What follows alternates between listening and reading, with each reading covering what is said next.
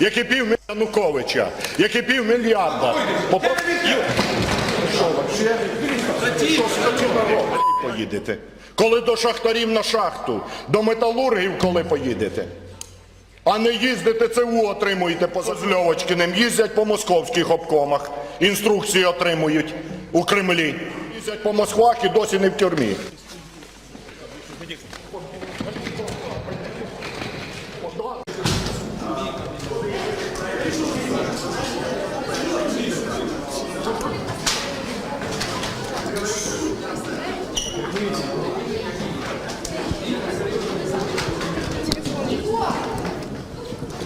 Хлопці, заспокойтесь.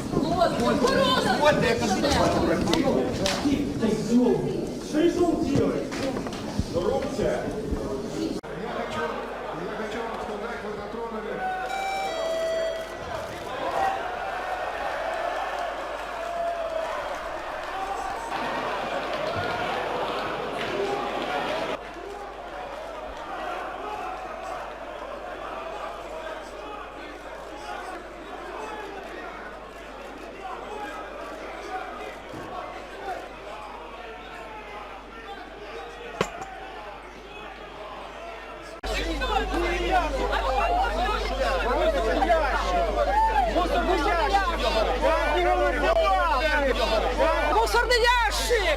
Это отработанный материал!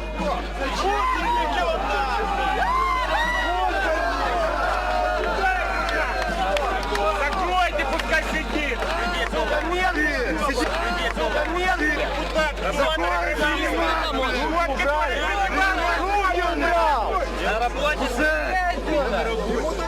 Руки убрал, полковник! Сука, пацаны!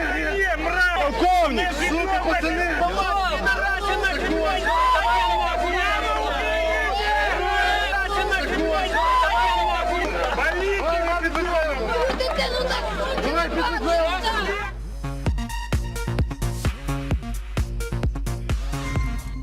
Jeter à la poubelle les hommes politiques accusés de corruption ou ayant soutenu l'ex-président Viktor Yanukovych avant sa destitution en février dernier.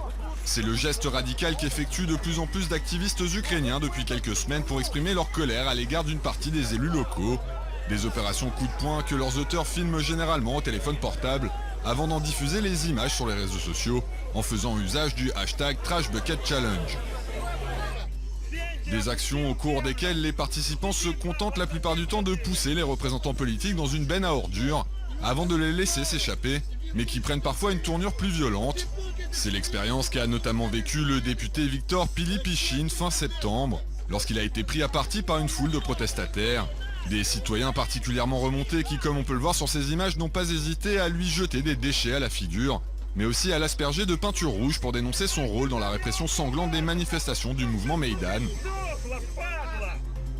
Des mises en scène qui seraient principalement orchestrées par les membres de l'organisation Right Sector, une coalition réunissant des radicaux d'extrême droite, rapporte le site du International Business Times, qui explique par ailleurs que ces expéditions punitives sont baptisées lustration en Ukraine, une pratique qui remonte à l'époque de l'Union soviétique et dont le but affiché est de démontrer que personne n'est au-dessus des lois, pas même les représentants politiques.